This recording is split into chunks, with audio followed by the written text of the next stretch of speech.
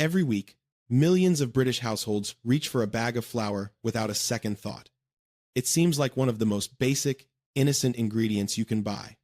Just ground wheat, right? Something our ancestors have been using for centuries. But what if I told you that the flour sitting in your kitchen cupboard right now could be loaded with pesticide residues, bulked out with cheap fillers, or processed with industrial chemicals that strip away everything natural about it? And the worst part? The brands you trust most are often the biggest offenders, hiding behind nostalgic packaging and promises of tradition while delivering something far removed from real flour. I've spent weeks digging through industry reports, food safety data, and baker testimonials to uncover the truth about Britain's flour industry.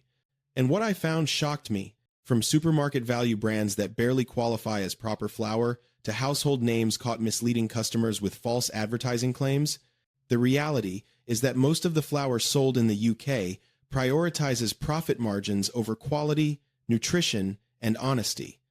Today, we're counting down 10 major UK flour brands you should seriously reconsider buying. And at the end, I'll reveal the only 2 brands actually worth your money, ones that professional bakers swear by and that deliver what flour is supposed to be. One of these problematic brands has already been called out by advertising regulators for lying to customers, yet it still sits on supermarket shelves today. The truth starts now. Number 10. Tesco Value, Asda Smart Price, Sainsbury's Basics and Morrison's, Savers Cheap Supermarket Value Flours. Walk into any British supermarket and you'll see them. Those basic bags of flour with minimal packaging and rock-bottom prices. 45 pence for a kilogram, sometimes even less during promotions. For families on tight budgets or casual bakers who only use flour occasionally, they seem like an obvious choice. After all, flour is flour, isn't it? Why pay 2 or 3 times more for something that looks identical? The logic feels sound. It's just ground wheat. How different could it possibly be? But here's what most shoppers don't realize. These value range flours aren't just cheaper because of simpler packaging or lower marketing costs. They're cheaper because of what's inside the bag, or more accurately, what isn't. The wheat used in these budget lines often comes from the lowest grade available, the stuff that didn't make the cut for premium brands. And that matters more than you think. Lower quality wheat means inconsistent protein levels, which directly affects how your bread rises, how your cakes hold together, and whether your pastry turns out flaky or dense. But it gets worse. Many of these value flours, particularly the self-raising varieties, are bulked out with substances that have no business being in flour. Bakers have reported a chalky, almost gritty texture that doesn't behave like proper flour should. Some batches work fine. Others produce dense, heavy results that collapse in the oven. That inconsistency isn't bad luck. It's the reality of using whatever wheat is cheapest that week, with minimal quality control and no concern for the baker's experience. You're essentially gambling every time you open a new bag. And then there's the freshness issue. Value flour often sits in warehouses and on shelves far longer than premium brands because it moves more slowly. Flour oxidizes over time, losing its baking properties and developing stale, flat flavors. By the time you buy it, that 45p bag might have been packaged months ago, sitting dormant while fresher alternatives cycled through the supply chain. For anyone serious about baking, or even just trying to make a decent loaf at home, these value brands deliver exactly what you pay for, the bare minimum, inconsistently. Number 9. Allinson. Allinson flour has one of those names that sounds trustworthy. Traditional, British, the kind of brand your grandmother might have used. The packaging leans into that heritage feel, with its classic design and promises of quality. Many shoppers pick it up believing they're getting something a step above the supermarket basics, a recognizable name that surely stands for something better. After all, Allinson has been around since 1892. That longevity must mean quality, right? Wrong. In fact, Allinson was directly called out by the Advertising Standards Authority for misleading customers. The brand marketed itself as traditional and pure, when in reality, its products contain a cocktail of unnecessary additives that have nothing to do with traditional flour milling. We're talking about E471 and E472E, which are emulsifiers, E300, which is ascorbic acid used as a flour improver, plus vegetable oils, vinegar, molasses, and added sugar. These aren't ingredients you'd find in a traditional mill. They're industrial additives designed to extend shelf life, improve texture artificially, and standardize results across massive production runs. And it's not just about additives. Bakers, particularly those working with sourdough, have reported serious problems with Allinson flour. Sourdough starters struggle to ferment properly, the dough behaves sluggishly, and the final loaves lack the rise and structure you'd expect from decent flour. That's because real baking, especially naturally leavened bread, requires flour that's been minimally processed, with its natural enzymes and proteins intact. When flour is heavily treated and loaded with improvers, it disrupts the delicate biological processes that make sourdough work. What makes this particularly frustrating is that Allinson is owned by British Sugar, a massive industrial conglomerate. This isn't some small family mill trying to preserve tradition. It's a corporation using heritage branding to sell industrially engineered flour while charging premium prices. The gap between what the packaging suggests and what's actually inside the bag couldn't be wider. For anyone trying to avoid unnecessary additives, or simply wanting flour that behaves like flour should, Allinson represents exactly the kind of deceptive marketing that undermines trust in food labeling. Number 8. Hovis. Hovis is another one of those names that feels quintessentially British. For over a century, it's been associated with wholesome bread, family values, and tradition. The brand's marketing leans heavily into nostalgia, using imagery of rolling countryside and honest baking. Many people assume that extends to their flour range, that buying Hovis flour means getting something closer to traditional milling than the industrial alternatives. It's a brand parents trust, one that seems reliable and established. But the reality is far less comforting. Hovis flour, like much of their bread range, relies heavily on emulsifiers, palm fat, flour improvers, and preservatives. These aren't minor tweaks. They're fundamental alterations that change what flour is and how it behaves. Palm fat, in particular, is controversial not just for environmental reasons, but because it's a cheap industrial substitute for the natural fats that would be present in traditionally milled flour.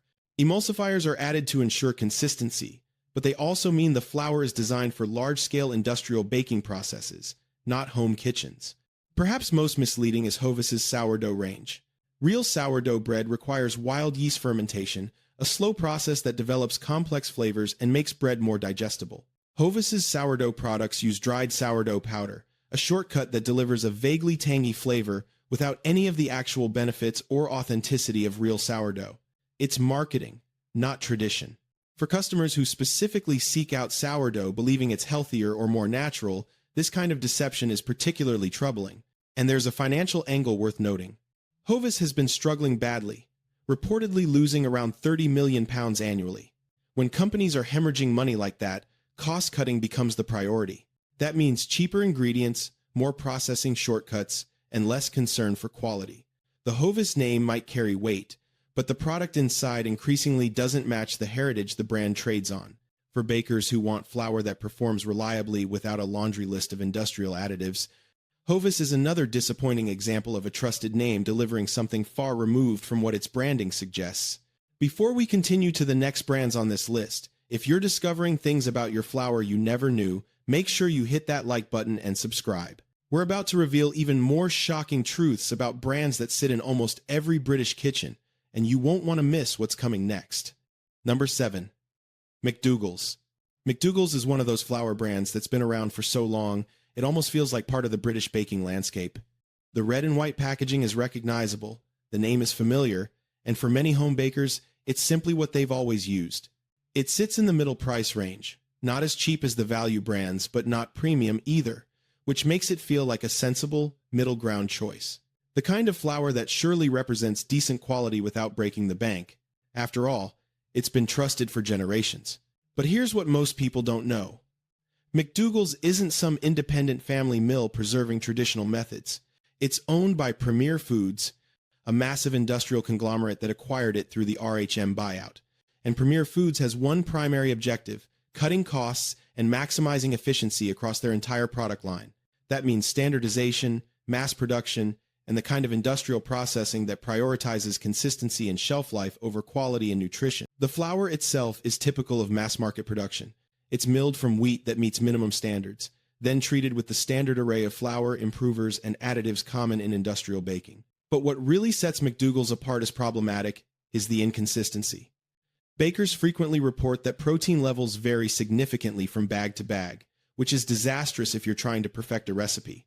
One batch might produce a lovely risen loaf, the next might give you something dense and disappointing. That variability isn't random. It's the result of sourcing whatever wheat is cheapest at any given time, with minimal concern for the baker's experience. And then there's the freshness problem. Because McDougall's is produced in enormous quantities and distributed through complex supply chains, there's no guarantee how long that flour has been sitting before it reaches your cupboard. Flour degrades over time, its natural enzymes breaking down, its baking properties weakening. Fresh flour smells sweet and nutty. Old flour smells flat and slightly musty. Most home bakers never make that connection because they've only ever used supermarket flour that's weeks or months old by the time they buy it. For anyone who cares about getting reliable results from their baking, or who's trying to move away from heavily processed industrial products, McDougall's represents exactly the kind of mediocrity that dominates the British flour market. It's not the worst option out there, but it's certainly not doing your baking any favors. And the fact that it trades on decades of brand recognition while delivering increasingly compromised quality makes it particularly frustrating. Number 6. Home Pride. Home Pride flour comes with one of the most recognizable brand mascots in British advertising history, that little character in the bowler hat that's been on packaging for decades. The branding suggests reliability, British tradition, and trustworthy quality. It's the kind of flour that grandmothers bought and their grandchildren continue buying out of habit and familiarity. The packaging promises good results, and the price point suggests something better than basic supermarket flour. Many people assume that a brand with such strong heritage backing must deliver on its promises. But scratch beneath that nostalgic surface and the reality becomes less reassuring. Home Pride is now licensed by Carr's Flour Mills, which is owned by Kerry Group, an enormous international food ingredients corporation. That means the flour is produced to industrial specifications, with the primary goals being cost efficiency and standardized output rather than quality or traditional milling methods. The actual milling process is no different from any other mass-market flour, relying on high-speed roller mills and standard industrial treatments.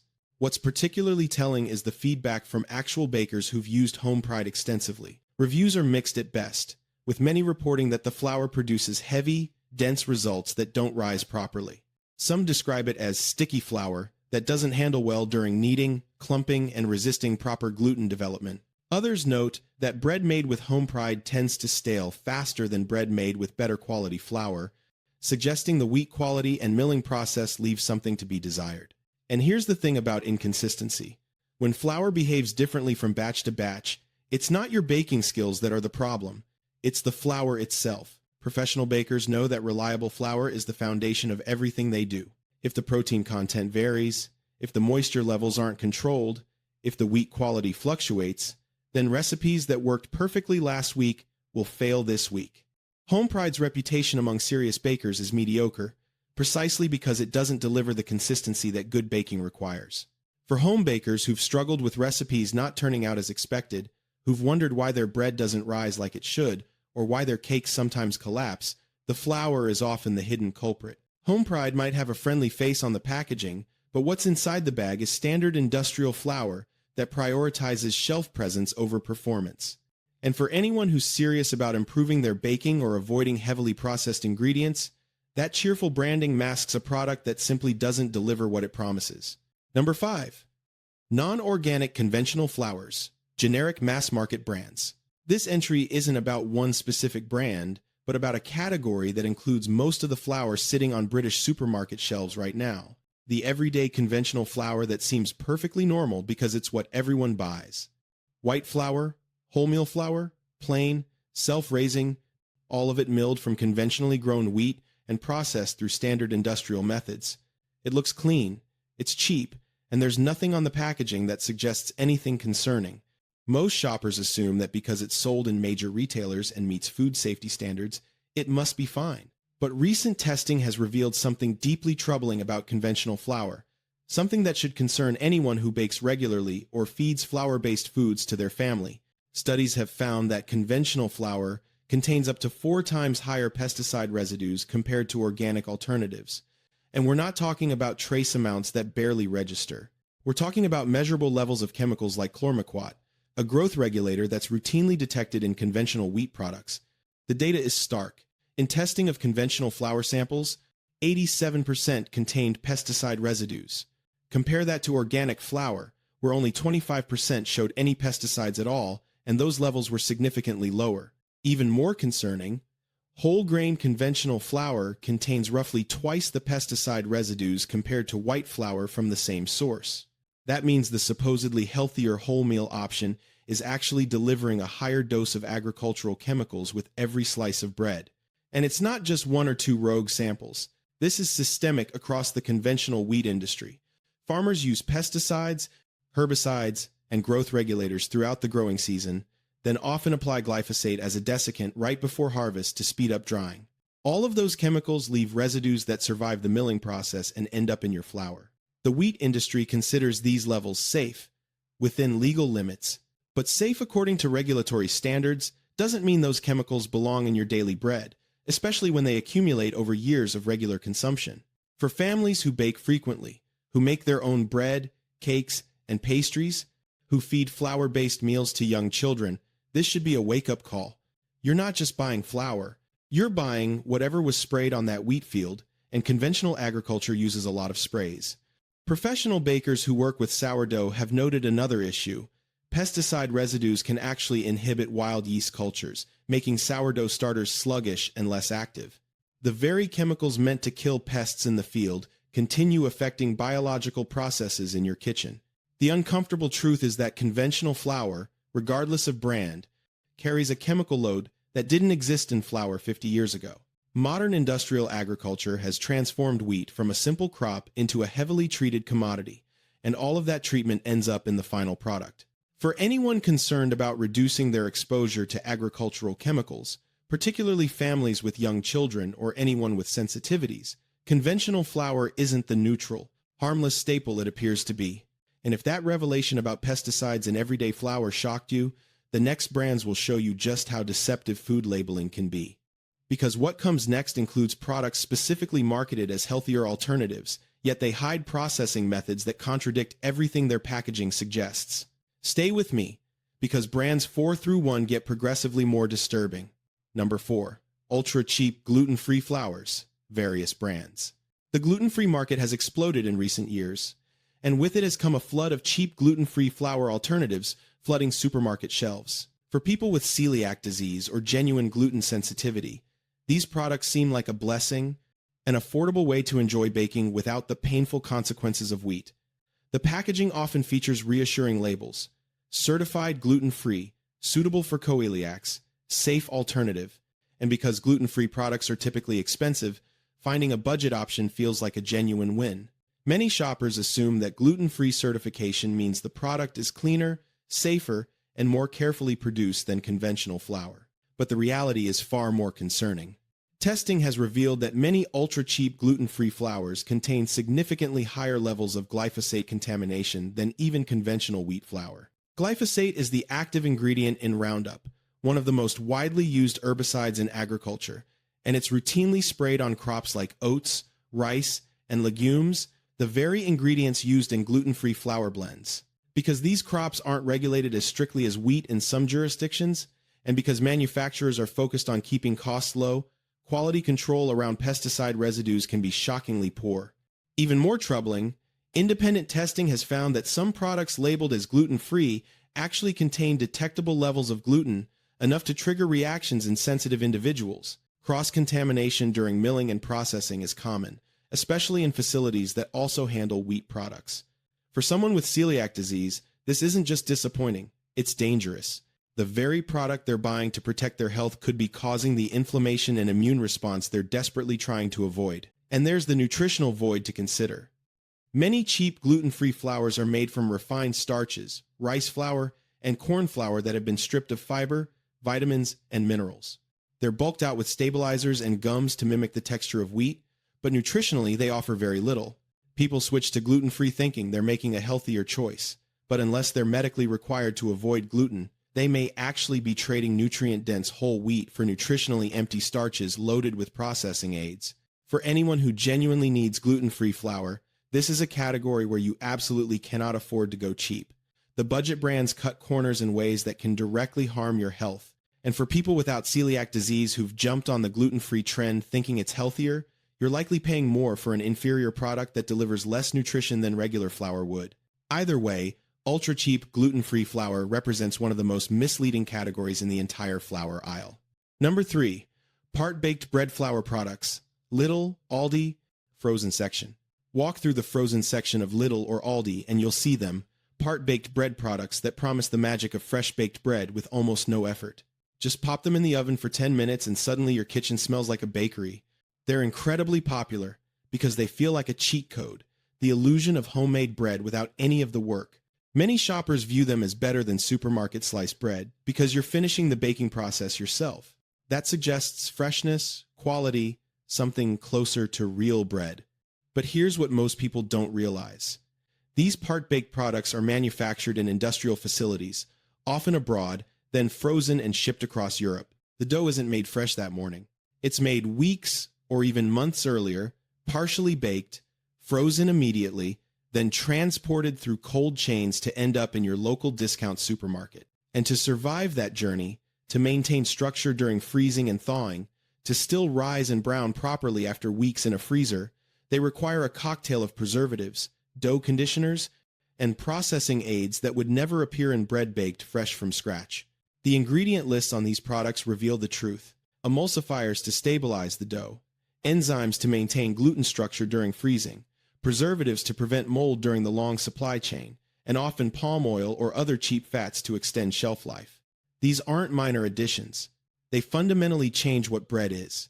And because these products fall into a regulatory gray area, many of the processing aids used during manufacturing don't even need to be listed on the label. What you see isn't the full picture of what you're actually eating. There's also the illusion factor that makes these products particularly manipulative. By finishing the baking in your own oven, you get the smell, the warmth, the golden crust, all the sensory signals that suggest you've created something wholesome and fresh. But you haven't. You've simply reheated an industrial product that was engineered months ago in a factory you'll never see. It's food theater, designed to satisfy your emotional desire for fresh-baked bread without delivering any of the actual nutritional or quality benefits that real fresh bread would provide.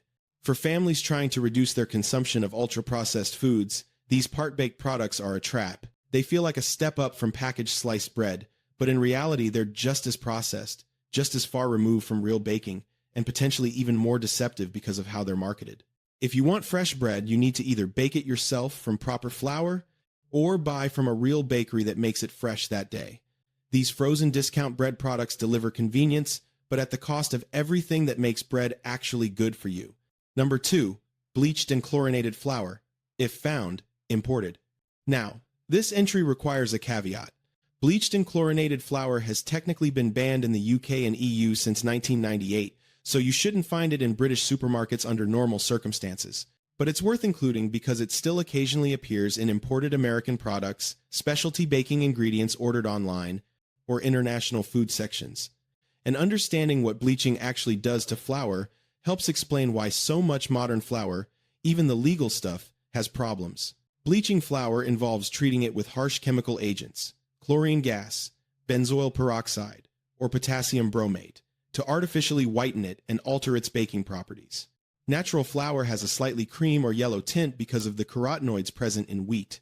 But consumers have been conditioned to expect pure white flour, associating that color with purity and quality, even though it's actually the opposite.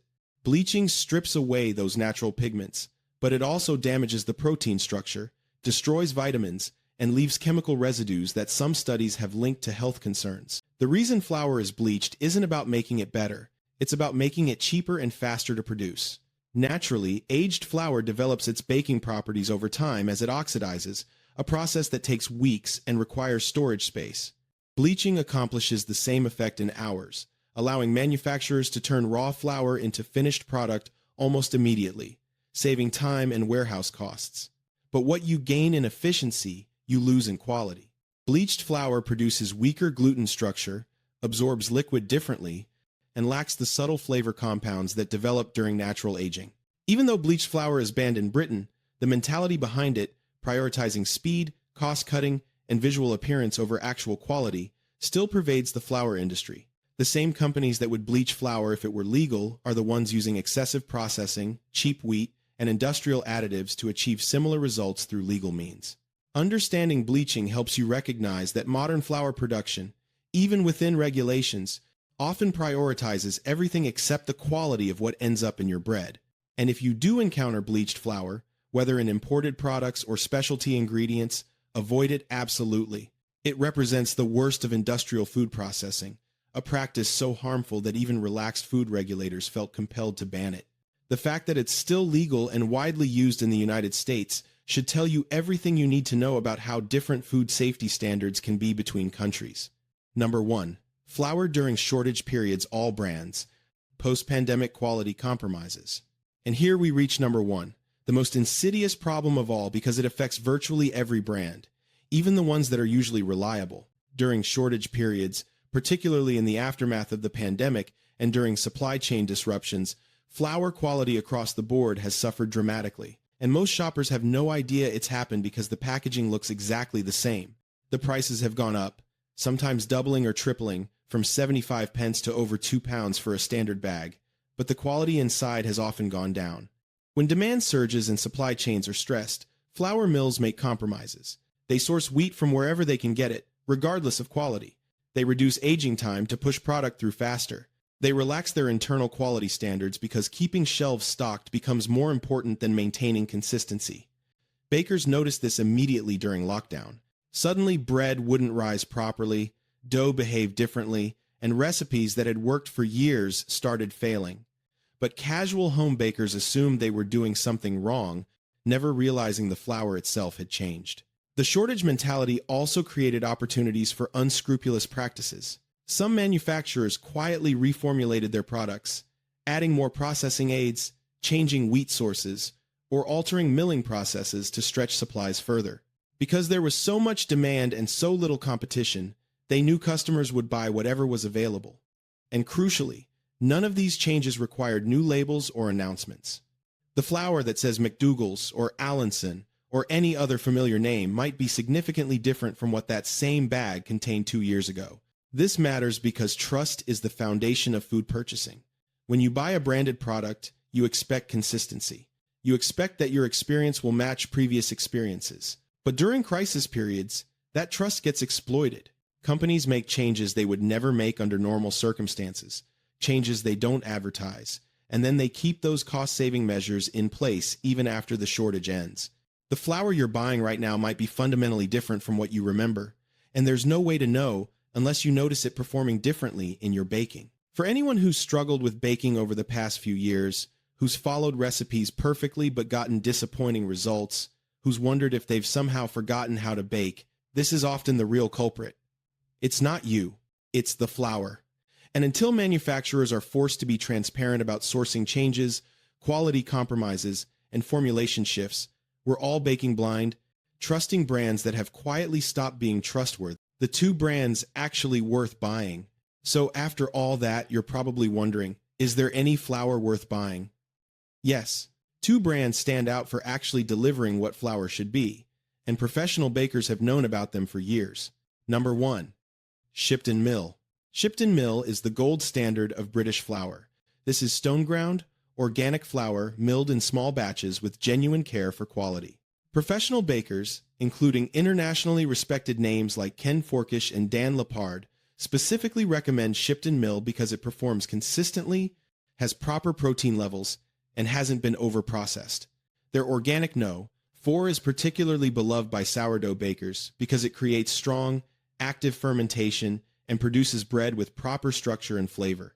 Yes, it costs more per bag than supermarket flour, but when you buy direct from the mill in larger quantities, 16 to 25 kilogram sacks, the price per kilogram actually becomes comparable to mid-range supermarket brands. And because the flour is genuinely fresher, milled to order rather than sitting in warehouses, it performs better. You'll use less of it, waste less, and get far superior results. For serious bakers, Shipton Mill isn't a luxury. It's an investment that pays for itself in better bread. Number 2. Dove's Farm. For those who want organic quality, but need something more accessible and affordable, Dove's Farm is the answer. They're the UK's #1 organic flour brand, family-owned since 1977, and available in most major supermarkets. Their range includes everything from standard strong white flour to ancient grain varieties like spelt, einkorn, and emmer. Because it's organic, you're avoiding the pesticide residues that plague conventional flour. And because it's widely stocked, you can buy it during your regular shop without ordering online or buying in bulk. Dove's Farm consistently receives positive reviews from home bakers. The flour behaves predictably, rises properly, and produces good flavor in finished bread. It's not quite at Shipton Mill's artisan level, but it's dramatically better than anything from the brands we've discussed earlier. For families transitioning away from conventional supermarket flour, Dove's Farm offers an achievable middle ground between industrial flour and premium mill flour. If discovering that most British flour brands have been quietly compromising quality, hiding additives, and delivering pesticide residues has left you reconsidering what's in your cupboard right now, you're not alone. The flour industry has spent decades convincing us that all flour is basically the same, that brand doesn't matter, that the cheapest option is good enough. But as we've seen today, what you choose matters enormously for your health, for your baking results, and for your family's long-term well-being. I'd love to hear from you. Which of these brands shocked you most? Have you noticed your baking results getting worse over the years and never understood why? Drop your thoughts in the comments and let's have an honest conversation about the flour we've all been taking for granted. Share this video with anyone who bakes regularly or anyone trying to make healthier choices in their kitchen. And if you want more investigations like this, digging into the everyday products that aren't what they seem, make sure you like this video and subscribe to the channel, because there are plenty more brands, ingredients, and food industry secrets worth exposing, especially the ones hiding in plain sight on supermarket shelves. Thanks for watching, and I'll see you in the next one.